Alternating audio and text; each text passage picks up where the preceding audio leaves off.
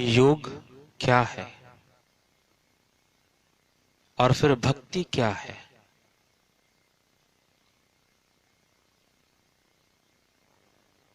योग का क्या तात्पर्य है और फिर भक्ति का क्या तात्पर्य है? आज हम समाज में देखें तो समाज के लोग जो धर्म के मार्ग पर चलना चाहते हैं या फिर धर्म के मार्ग पर वो चल रहे हैं, योग और भक्ति को लेकर उनके मन में मतभेद व्याप्त है। अनेकों प्रकार के मतभेद से उनका मन ग्रसित है। यथार्थ को न समझने के कारण मनुष्य यहां वहां भटकता है और अनेकों मान्यताओं को ग्रहण कर कर अपना जीवन व्यतीत करता है और उसे लगता है कि शायद वह सही चल रहा है।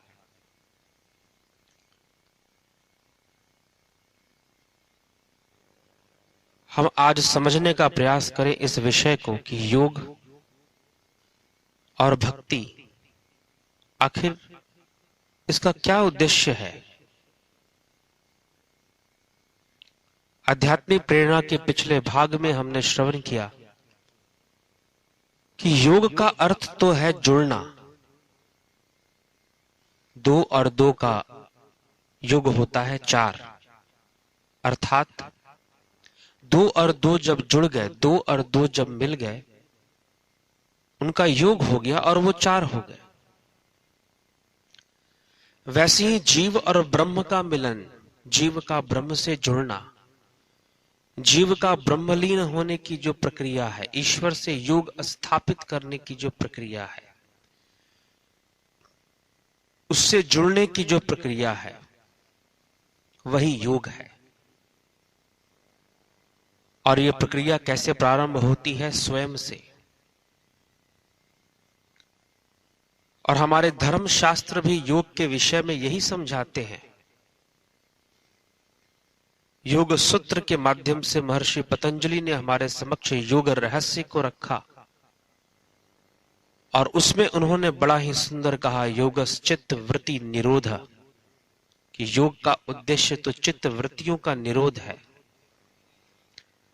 जब चित्त वृत्तियां शांत होंगी, मन के विचार, भावनाएं, कर्म, संस्कार, जीव इनके बंधन में अपना जीवन जीता है और इनसे प्रेरणा प्राप्त कर कर ही अनेकों कर्म करता है। लेकिन जब इससे उसे मुक्ति मिलती है तो वो मुक्ति ही वास्तव में मुक्ति है। उसी को हम मोक्ष कहते हैं। मोक्ष शब्द संस्कृत भाषा के मुच धातु से बना, जिसका अर्थ ही है मुक्त होना, स्वतंत्र होना। और यह मन, यह जीव अनेकों संस्कार, अनेकों विकारों के वशीभूत हो, माया के वशीभूत हो, अनेकों विचारों को ग्रहण करता है और अनेकों कर्म करता है फिर उन कर्मों का फल भोगता है, दुखी होता है। कुछ कर्मों के कारण उसे क्षणिक सुख भी प्राप्त होता है। कैसे मुक्ति मिले? तो योग एक माध्यम है। योग के माध्यम से जब हम योग से जुड़ते हैं, योग अभ्यास करते हैं, ध्यान करते हैं, अष्टांग योग के अंदर यम, नियम, आसन, प्राणायाम, प्रत्याहार, धारणा, ध्यान और फिर समाधि की अवस्था है, जो निर्विकल्प अवस्था है, जहां कोई कल्प विकल्प नहीं रह जाता। जीव अपने परमानंद को प्राप्त कर लेता है, परमानंद स्वरूप को प्राप्त कर लेता है। ये योग है।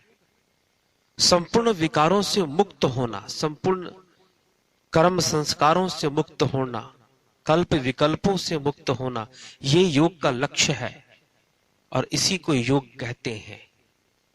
कैसे कैसे होता है, किस प्रकार से होता है, आगे के विचारों में हम अवश्य श्रवण करेंगे। लेकिन अभी हम समझने का प्रयास करें कि समाज के भीतर, मनुष्य समाज में जो भ्रम है योग और भक्ति को लेकर, कि भक्ति करना, योग करना जब हम कहते हैं तो आज समाज में भ्रम है कि लोग समझते हैं योग करो, अपने शरीर को हृष्ट पुष्ट रखो, अपने शरीर को स्वस्थ रखो, ये योग करना इसे कहा जाता है। लोग ऐसा समझते हैं।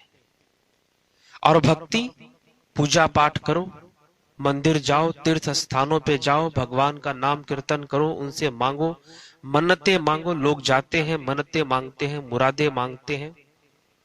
माँ मुरादे पूरी कर दे, हलवा बांटूंगी। माँ तो मेरी मुरादे पूरी कर दे तो मैं हलवा बांट दूंगी। लोग इसको भक्ति समझते हैं। आज हम विचार करें, आज हम इस बात को समझने का प्रयास करें कि योग क्या है और फिर ये भक्ति क्या है। योग किसे कहते हैं, योग का अर्थ शास्त्र सम्मत ढंग से हम समझने का प्रयास करें, शाब्दिक अर्थ को समझने का प्रयास करें तो समझ में आ जाता है योग जुड़ने की प्रक्रिया है, योग मिलने की प्रक्रिया है। तो फिर भक्ति क्या है? भक्ति क्या भगवान से मांगने की प्रक्रिया है कि भिखारी बनकर भगवान से सारी जिंदगी मांगते रहो? इसलिए संत कबीरदास जी ने कहा कि मर जाऊं मांगू नहीं अपने तन के काज। अपने तन के लिए मुझे मांगना पड़े, मैं मर जाऊं, परमारथ को मांगते मोहे न आवे लाज। मांगन से मरना भला, मत मांगो कोई भीख। ईश्वर से मांगते हो, अरे वो तो प्रेम का विषय है, वो तो भाव का विषय है, और हम उसी से मांगने चल देते हैं, सौदा करने चल देते हैं, शुरू कर देते हैं और फिर कहते हैं कि हम भक्त हैं। आखिर भक्ति क्या है? भक्ति शब्द पर हम विचार करें तो पता चलेगा ये भक्ति शब्द संस्कृत भाषा के भज धातु से बना है, जिसका अर्थ ही है जुड़ना, जिसका अर्थ ही है मिलना। भजन का अर्थ है मिलना, भजन का अर्थ है उस ईश्वर के साथ एक रूपता स्थापित करना। भजन का अर्थ है उस परमात्मा में, उस परमेश्वर में लीन होना। भजन का अर्थ है उस आत्म रूप से योग स्थापित करना, आत्मा में ही रमण करना। यह भजन का यथार्थ है। और भजन का विलोम क्या होगा? विभाजन, अर्थात बांट देना, अलग अलग कर देना, डिवाइड कर देना। यह विभाजन, इसे हम कहते हैं। इसलिए भक्ति जुड़ने की प्रक्रिया है। भक्ति उस ईश्वर से एक रूपता स्थापित होने की प्रक्रिया है, करने की प्रक्रिया है। और विभक्ति, वि उपसर्ग लगने से कोई भी शब्द विलोम हो जाता है, इसलिए विभक्ति। भक्ति का अर्थ जहां जुड़ना हुआ, विभक्ति का अर्थ हो गया अलग अलग करना। कर्म अर्थात जो करना चाहिए, विकर्म अर्थात जो नहीं करना चाहिए। इस प्रकार से भक्ति परिभाषित होती है। भक्ति क्या है, भक्ति का रहस्य क्या है, हम ये कब जानेंगे, कब समझेंगे? और इस तरह से देखा जाए, समझने का प्रयास किया जाए, हमारे शास्त्र इस विषय में क्या कहते हैं, हम जाने तो हमें समझ में आएगा कि सिर्फ उच्चारण का ही फर्क है। हम भक्ति शब्द को अपनी मुख से उच्चरित करते हैं, उसका उच्चारण करते हैं, और योग शब्द को अलग ढंग से, लेकिन दोनों का यथार्थ एक है। योग का अर्थ भी है जुड़ना, और फिर भक्ति का भी अर्थ है जुड़ना, उस ईश्वर से जुड़ना। ये तो इनका शब्दार्थ हुआ। लेकिन अब हम चलते हैं कि शास्त्रों के भीतर, ग्रंथों में, हमारे जो ग्रंथ हमारे संत महापुरुषों ने लिखे, उसमें वो कैसे इस तथ्य को परिभाषित करते हैं। तो जब हम योग की परिभाषा ढूंढते हैं तो पतंजलि योग सूत्र के माध्यम से हम समझते हैं योगश्चित्त वृत्ति निरोध तद दृष्टु अवस्थानाम स्वरूप अवस्थानाम की स्वयं में स्थित होना योग का लक्ष्य है।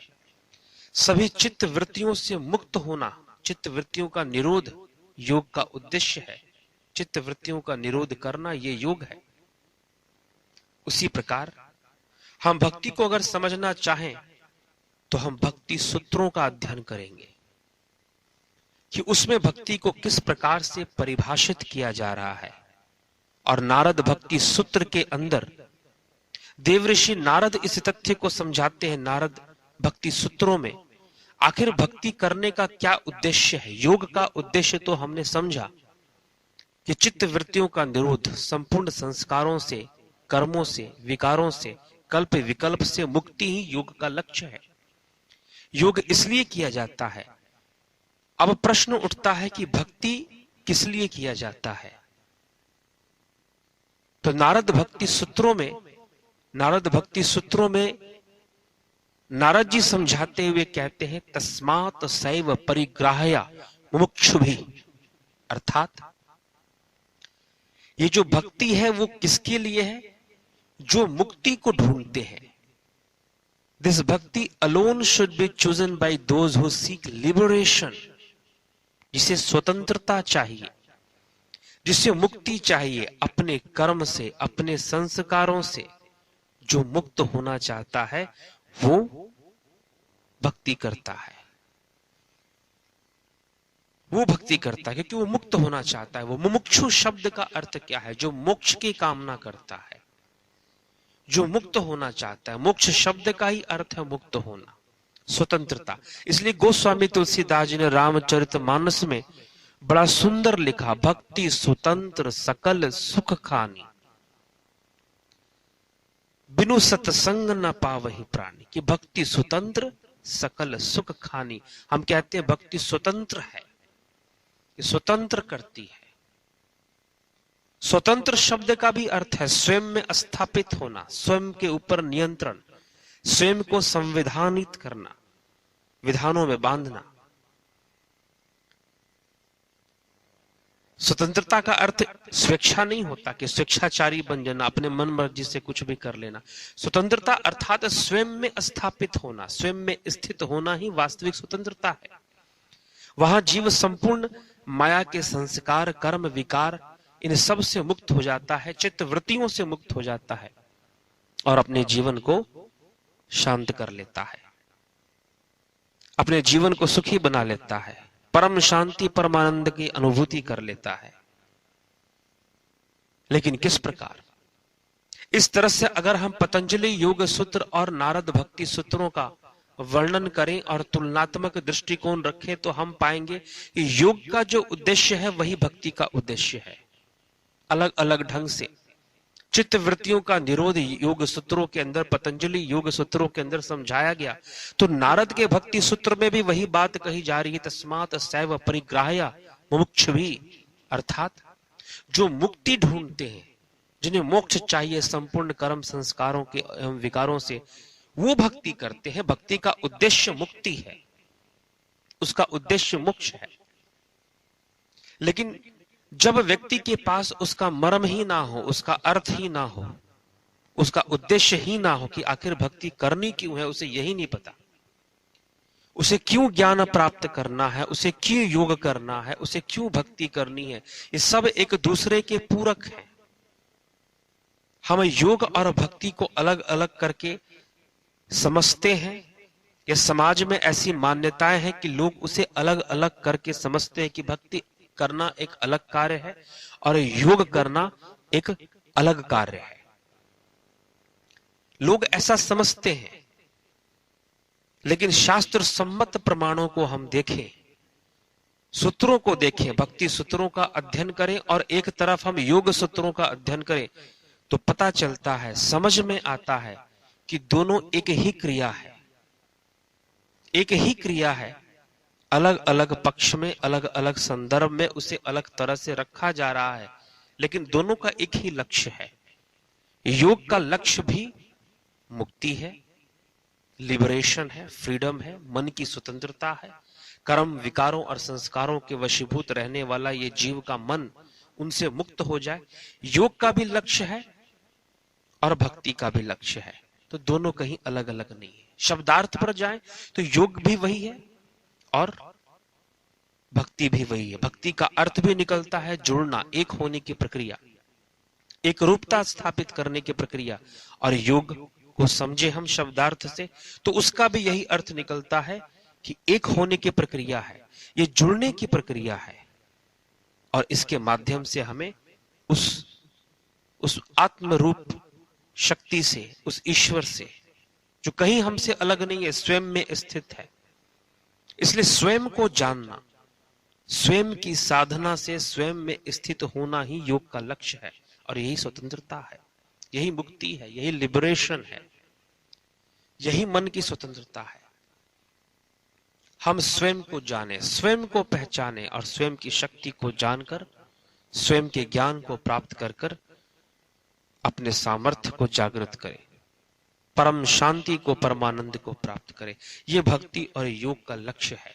लेकिन फिर भी जो अंतर हमें नजर आता है, जो फर्क जो हमें दिखाई देते हैं, अगर हम पतंजलि योग सूत्रों को पढ़ें और नारद भक्ति सूत्रों को पढ़ें, दोनों को समझने का प्रयास करें, तो एक छोटा सा अंतर अवश्य नजर आता है कि योग, जब योग को परिभाषित किया जाता है, यद्यपि सब कुछ यम, नियम, आसन, प्राणायाम, प्रत्याहार, धारणा, ध्यान, समाधि, योग के इन 8 अंगों में सब कुछ समझा दिया गया है, योग कैसे होता है। लेकिन जब योग को व्यवहारिक दृष्टिकोण से, जब योग का महत्व जो होता है, योग में अभ्यास का महत्व है, उसमें एक साधक को, एक योगी को अभ्यास करना पड़ता है। यम, नियम, आसन, प्राणायाम, प्रत्याहार, धारणा, ध्यान, समाधि, उसे अभ्यास करते करते पहले यम का नियम से पालन करना, शास्त्रों का अध्ययन, सत्य बोलना, चोरी नहीं करना, फिर नियम में रहना, फिर आसन का अभ्यास, फिर प्राणायाम का अभ्यास, फिर प्रत्याहार का अभ्यास, फिर धारणा का अभ्यास और फिर ध्यान, जहां से ऊर्जा ऊर्ध्वगामी हो जाती है, और धारणा और फिर ध्यान और फिर समाधि की प्रक्रिया होती है। समाधि तक एक योगी पहुंचता है।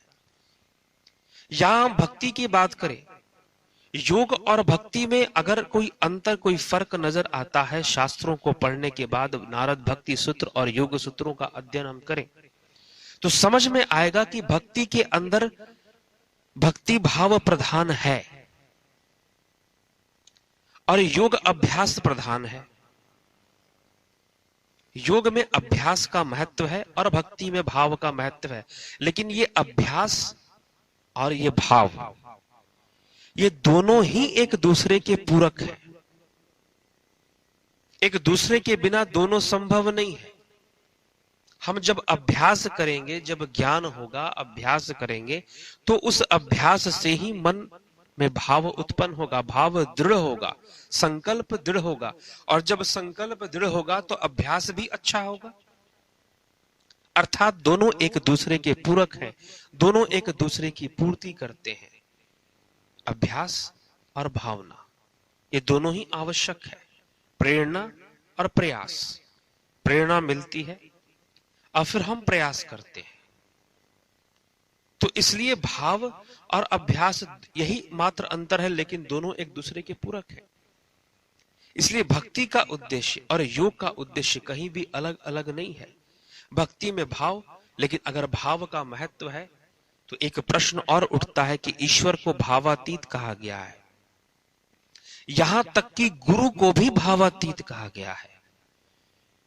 एकम नित्यम विमल अचलम सर्वाधि साक्षीभूतम भावातीतम त्रिगुण रहितम सतगुरुत्तम नमामि, कि ऐसे सतगुरु को नमन है जो भावातीत है, जो त्रिगुणातीत है, त्रिगुणों से परे है और भावों से भी परे। ईश्वर तो भाव परे है। फिर भाव का कैसा महत्व है?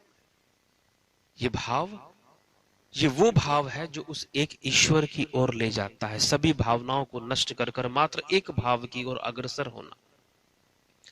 और फिर योगी समाधि की अवस्था में उस एक भाव से भी मुक्त हो जाता है।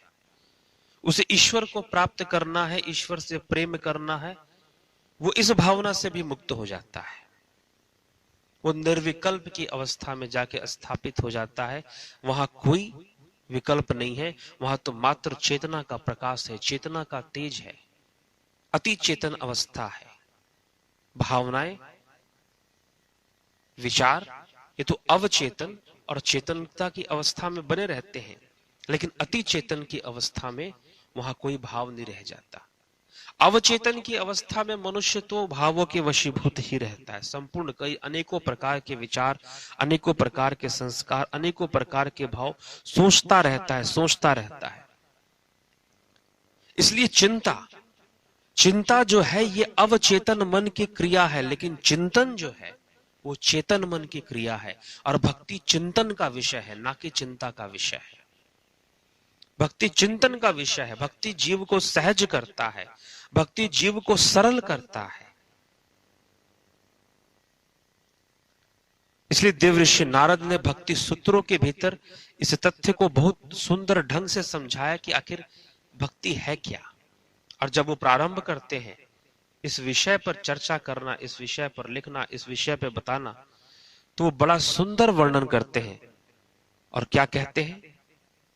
मनुष्य समझ ले इन तथ्यों को, जहां पर समझ आ गई तो निश्चय ही सारे भ्रम अवश्य ही दूर हो जाया करते हैं।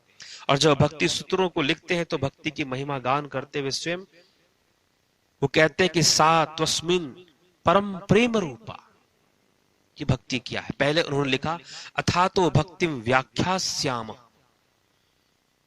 कि भक्ति की व्याख्या प्रारंभ होती है, और प्रारंभ में भी लिख देते हैं कि सा त्वस्मिन् परम प्रेम रूपा अमृत स्वरूपा च, कि वो भक्ति क्या है, वो प्रेम रूप है। और प्रेम क्या है?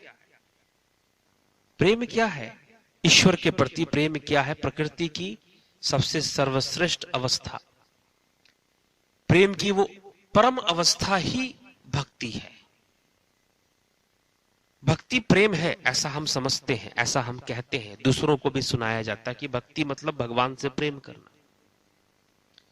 लेकिन भक्ति मात्र प्रेम नहीं है। नारद भक्ति सूत्रों में यही बात समझाने का प्रयास किया जा रहा है, सा त्वस्मिन् परम प्रेम रूपा, कि भक्ति प्रेम नहीं, वो परम प्रेम रूप है। और फिर अमृत स्वरूप है, कि वो प्रेम से भी ऊपर की अवस्था है जिसे हम भक्ति कहते हैं।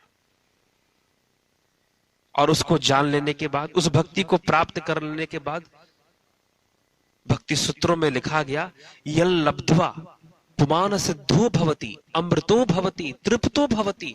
जिसने भक्ति को प्राप्त कर लिया वो क्या हो जाएगा? वो तृप्त हो जाएगा, वो सिद्ध हो जाएगा, वो अमर हो जाएगा। जिसने उसे प्राप्त कर लिया, जिसने उसे प्राप्त कर लिया, और क्या होगा? लोग आज भक्ति करते हैं, बहुत भक्ति कर रहे हैं, पूजा पाठ कर रहे हैं, तीर्थ यात्रा जा रहे हैं। इसलिए आज शास्त्रों का अध्ययन करना चाहिए कि आखिर भक्ति के संकेत क्या हैं। आप भक्त हैं या आप भक्ति कर रहे हैं? क्या आपके अंदर ऐसे गुण आ रहे हैं? इसलिए नारद भक्ति सूत्र के माध्यम से हमारे संत महापुरुषों ने समझाने का प्रयास किया कि भक्ति क्या है और जिसको भक्ति प्राप्त होगी उसके अंदर कैसे गुण आएंगे। यल लब्ध्वा पुमान सिद्धो भवति अमृतो भवति तृप्तो भवति। वो सिद्ध हो जाएगा, अमर हो जाएगा, तृप्त हो जाएगा, संतुष्ट हो जाएगा। असंतोष नामक कोई वस्तु उसके जीवन में, कोई अनुभव उसके जीवन में नहीं रह जाएगा। आगे क्या लिखते हैं? यत् प्राप्य न किंचित द्वाक्षति न शोचति न द्वेष्टि न रमते न उत्साही भवति। क्या लिखते हैं? कि उस व्यक्ति के जीवन में जिसने भक्ति को प्राप्त कर लिया है, कोई इच्छाएं नहीं रह जाएगी, कोई शोक नहीं रह जाएगा, कोई ईर्ष्या द्वेष नहीं रह जाएगा, किसी प्रकार का कोई सांसारिक उत्साह उसके मन में नहीं रह जाएगा। न उत्साहो भवति, वो उत्साहित नहीं होता, वो सरल रहता है, वो सहज रहता है, वो शांत रहता है। वो कभी बहुत हंसता नहीं, बहुत उत्साहित नहीं होता, वो शांत रहता है। मंद मंद मुस्कान उसके मुखार बिंद पर हमेशा बनी रहती है, आनंदित रहता है। यज ज्ञात्वा मतो भवति स्तब्धो भवति आत्मरामो भवति। नारद भक्ति सूत्र के 5वें सूत्र के माध्यम से, 5वें और 6ठे सूत्र के माध्यम से देवऋषि नारद भक्ति का मर्म समझाते हैं। क्या कहते हैं? यज ज्ञात्वा, अर्थात आपने भक्ति का अनुभव कर लिया। तो क्या होगा? यज ज्ञात्वा मतो भवति स्तब्धो भवति आत्मरामो भवति, अर्थात इसका अनुभव कर लेने के बाद व्यक्ति आत्मनियंत्रित हो जाता है। वो हर प्रकार की चंचलता से मुक्त हो जाता है, स्तब्ध हो जाता है, शांत हो जाता है और आत्मरामो भवति, अर्थात स्वयं में ही रमण करना सीख लेता है। वो आत्मा राम को जान लेता है कि अपने भीतर आत्मा राम कौन है, और उस आत्मा राम में वो रमण करने लग जाता है, मन स्थिर हो जाता है, मन शांत हो जाता है। ये उस व्यक्ति की पहचान बताई जा रही है नारद भक्ति सूत्र के माध्यम से, जिन्होंने भक्ति को प्राप्त किया है। कोई कामना उसके मन में रह नहीं जाती है, कोई विरोधाभास नहीं रह जाता। साना कामया माना निरोध रूपत्वात्, कोई संसारिक कामना उसके मन में ना रहकर वो परमानंद में आनंदित होता रहता है। ये भक्ति की परिभाषा है, ये भक्ति को संकेतित करती है। लेकिन आज मनुष्य तीर्थ यात्रा, अनेकों प्रकार की भक्ति, इसलिए स्कंद महापुराण में भगवान भोलेनाथ भगवान शिव पार्वती जी को समझाते हुए कहते हैं, इदम तीर्थमिदम तीर्थ भ्रमंती तामसा जना आत्म तीर्थम न जानंती कथम मोक्षम वराण्य। हे पार्वती, जिसने बहुत सारे तीर्थों की यात्रा की, कहने के लिए वो भक्ति कर रहा है, और इस तरह का वर्णन कहीं भी नारद जी भक्ति सूत्रों के माध्यम से नहीं कर रहे। कथा सुनना, प्रभु की महिमा सुनना भक्ति का अंग अवश्य है। प्रभु से जुड़ने की यह भी एक प्रक्रिया है, यह भी योग का माध्यम। इसलिए अष्टांग योग के अंदर भी शास्त्रों का अध्ययन, कथा प्रवचन को सुनना, सत्संग को सुनना अनिवार्य बताया गया है। इसे भक्ति का अंग ही बताया गया है। अष्टांग योग में भी इसका वर्णन किया जा रहा है। गोस्वामी तुलसीदास जी भी कथा और प्रवचन का महिमा गान कर रहे हैं। बिनु सत्संग विवेक न होई, राम कृपा बिनु सुलभ न सोई, भक्ति स्वतंत्र सकल सुख खानी, बिनु सत्संग न पावहि प्राणी। अर्थात सत्संग तो आवश्यक है, कथा तो आवश्यक है, विचार मिलेंगे तभी तो भय नाश हो, भ्रमों का नाश होगा, भय का भी नाश होगा। समझ में आएगा जब हम शास्त्र सम्मत विचारों को श्रवण करेंगे, तो समझ में आ जाएगा भक्ति क्या है और योग क्या है। स्वयं को जानना, स्वयं में रमन करना, स्वयं की शक्तियों को पहचानना, आत्मा राम में रमन करना। वो जीव जो भक्ति को प्राप्त कर लेता है, वो अपने आत्मा राम में ही रमन करना शुरू कर देता है। आत्म राम को वो जान लिया करता है कि आत्म राम क्या है। वो प्रभु जो घट भीतर बैठा हुआ है, कहीं बाहर नहीं है, युक्ति से दिखता है, वो योग युक्ति है, भक्ति भाव है। प्रेम करते हुए संपूर्ण भाव से संकल्प के साथ उस प्रभु का सुमिरन करना, साधना करना, ये भक्ति, इसे भक्ति कहा हमारे शास्त्रों ने, हमारे महापुरुषों ने। इसलिए आज आवश्यकता है जानने की, प्रभु को जानने की, ईश्वर को जानने की। जो घट भीतर है, जो कहीं बाहर नहीं है, हमारे अंदर बैठा हुआ है, हम उसे नहीं जानते। सब जानते हैं, उसे नहीं जानते। इसलिए भक्ति अनुराग है, वो भाव है जो ईश्वर की ओर हमें ले जाता है, वो संकल्प है जो हमें मोक्ष की ओर ले जाता है, मुक्ति की ओर ले जाता है, उस परमपिता परमेश्वर के साथ एक रूपता स्थापित करता है। इसलिए जीव, आज का समाज, आज का मनुष्य भटका हुआ है, भ्रमित है। योग करे कि भक्ति करे, ज्ञान क्या है, इन सब शब्दों को लेकर अत्यंत ही भ्रमित नजर आता है। एक बार एक संत थे,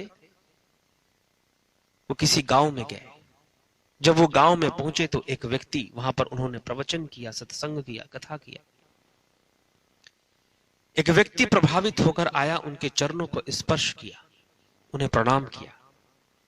संत महोदय ने पूछा कि अरे भाई, तुमने मुझे क्यों प्रणाम किया, क्या कारण है? तब उस व्यक्ति ने कहा कि महाराज, आप बहुत बड़े त्यागी हैं, आप महापुरुष हैं, आपने बहुत कुछ त्याग दिया, संसार की कई चीजें छोड़ दी आपने, सब कुछ त्याग कर आप यहां आए हैं, इसलिए आप बहुत बड़े महापुरुष हैं। जैसी ये बात कही, संत ने क्या किया, बदले में उस व्यक्ति की चरण स्पर्श किए, उस व्यक्ति के पैर छू लिए। वो व्यक्ति बड़ा हैरान हो, आखिर मेरे पैर क्यों छुए गए? मेरे पैर क्यों छुए गए, मेरा पैर क्यों छूते हो, मुझे क्यों प्रणाम करते हो? संत से प्रश्न किया कि महाराज मैं तो माया में लिप्त जीव हूं, मुझे क्यों प्रणाम किया? संत ने कहा कि अगर ऐसी बात है कि मैं बहुत बड़ा त्यागी हूं तो तुमने मुझे प्रणाम कर लिया, तो तुम तो मुझसे भी बड़े त्यागी हो। उस व्यक्ति ने पूछा कि कैसे महाराज? संत ने कहा क्योंकि मैंने तो वो सब त्यागा है जो मेरा नहीं था और ना कभी मेरा हो सकता है, लेकिन तुमने तो वो सब त्याग रखा है जो तुम्हारा है, तुम्हारा अपना है। ये संसार की माया, ये सब स्वतः ही छूट जाने वाली चीजें हैं। अपने आप छूट जाएगा, अपने आप ये संबंध टूट जाएंगे, अपने आप ये रिश्ते टूट जाएंगे, अपने आप ये माया छूट जाएगी। ये साथ चलने वाली नहीं है। लेकिन तुम्हारी आत्मा, वो आत्मा राम, वो घट में बैठा हुआ ईश्वर तुम्हारा वास्तविक साथी है। और जो तुम्हारा वास्तविक साथी है, जो वास्तविक है, जो अपना है, तुमने उसी का त्याग कर रखा है। यही तो दुर्भाग्य है तुम्हारा। इसलिए जागो, जानो अपने घट भीतर परमात्मा को, और उसे जानने के लिए कुछ भी त्यागने की आवश्यकता नहीं पड़ती। जब भक्ति रूपी प्रक्रिया से, भक्ति रूपी क्रिया से, जब भक्ति रूपी योग से जुड़ जाओगे तो जो छूटना है वो अपने आप छूट जाएगा। जब प्रेम प्रकट हो जाएगा परमात्मा के प्रति, जब प्रेम प्रकट हो जाएगा तो कुछ छोड़ने की आवश्यकता नहीं पड़ती, अपने आप ही सब कुछ छूटने लग जाता है। इसलिए त्याग, व्यर्थ का किया हुआ त्याग, और त्याग की भावना से किया हुआ त्याग कि मैंने इस वस्तु को छोड़ दिया, मैंने इस वस्तु का त्याग कर दिया, ये तो मिथ्या आचरण है। ये तो अहंकार को पैदा करता है, ना कि कोई त्याग होता है। जब प्रभु से प्रेम हो जाता है तो त्याग करने की आवश्यकता ही नहीं पड़ती। जो त्याज्य है वो अपने आप ही छूट जाया करता है, अपने आप ही सब कुछ खत्म हो जाया करता है। आवश्यकता है उस प्रेम को प्रकट करने की, उस ईश्वर को जानने की। जब ज्ञान प्रकट होगा तभी जाकर तो प्रेम प्रकट हो सकता है, तभी तो कोई जान सकता है। और जो जानेगा वही तो विश्वास करेगा, और उसी को तो प्रेम हो सकता है। इसलिए ईश्वर जानने का विषय है। जानो अपने घट भीतर। जब जानोगे तो फिर ये त्याग व्याग के चक्कर में नहीं पड़ोगे। कुछ त्यागने की आवश्यकता नहीं है, कुछ छोड़ने की जरूरत नहीं है। जो छूटना है वो अपने आप ही छूटता है। नहीं तो दुर्भाग्यपूर्ण है कि बाहरी दृष्टिकोण से दिखने वाले बड़े बड़े त्यागी, क्योंकि ये लोभ मोह काम क्रोध अहंकार बड़ा ही सूक्ष्म होता है, ये बहुत ही सूक्ष्म होता है। बड़े बड़े त्यागी जो बड़े बड़ा त्याग करते हैं, दिखता है कि हाँ उन्होंने बहुत कुछ त्याग रखा है, लेकिन मन की गहराइयों में लोभ मोह काम क्रोध अहंकार बहुत ही गहन, बहुत ही विराट रूप में मौजूद होते हैं। बहुत गहराइयों में ये बैठे रहते हैं। लोभ मोह काम क्रोध अहंकार कौन छोड़ेगा? इसलिए प्रेम की प्राप्ति और भक्ति सूत्र हमें प्रेम की प्राप्ति, इसलिए भक्ति सूत्र के प्रथम सूत्र में ही लिख दिया गया। प्रथम सूत्र में ही देवऋषि नारद ये समझाने का प्रयास करते हैं कि भक्ति है क्या। ये पहले ही समझ लो, सा त्वस्मिन् परम प्रेम रूपा। भक्ति तो प्रेम रूप है। ईश्वरीय प्रेम को प्राप्त कर लो, और जब प्रेम हो जाएगा तो जो छूटना है वो अपने आप ही छूटेगा। कुछ छोड़ने की आवश्यकता नहीं पड़ती है, कुछ त्यागने की आवश्यकता नहीं पड़ती है। और इस तरह से बिना अनुभव के, बिना ज्ञान के, बिना भक्ति के जो त्याग हुआ वो तो अहंकार के बंधन में बांधता है। वो अनेकों अहंकार के बंधन में बांधता है। सूक्ष्म रूप में अहंकार, लोभ मोह गहराई से हमारे मन में ही मौजूद रह जाते हैं और कोई कल्याण नहीं होता। यही कारण है। इसलिए संतों ने कहा, भक्ति करे सब लोग संतो, मन मुख थाई ना पाई। भक्ति करे पर विधि ना जाने, दूजे रे मन लाई। कि भक्ति तो सारी दुनिया कर रही है, लेकिन मन में शांति नहीं है, स्थिरता नहीं है। नारद भक्ति सूत्रों में जो भक्त होने की पहचान बताई जा रही है, भक्ति की उपलब्धियों की जो पहचान बताई जा रही है, वो हमारे जीवन में नहीं उतर पा रहा है, क्योंकि हम भक्ति को कुछ और समझ बैठे हैं, कुछ और जान बैठे हैं। सांसारिक जरूरतों को पूरा करना, हम इसे भक्ति कहते हैं। भगवान के पास जाओ, अपने से नहीं मिलेगा, भगवान दे देगा, हम ये मानकर चलते हैं। और फिर जीव भटकता है और अनेकों कष्ट भोगता है और उसका मन अशांति रहता है। इसलिए आज विचार करने की आवश्यकता है इस विषय पर, योग क्या है, भक्ति क्या है और कैसे हम उस मार्ग पर चल सकें और अपना कल्याण कर सकें।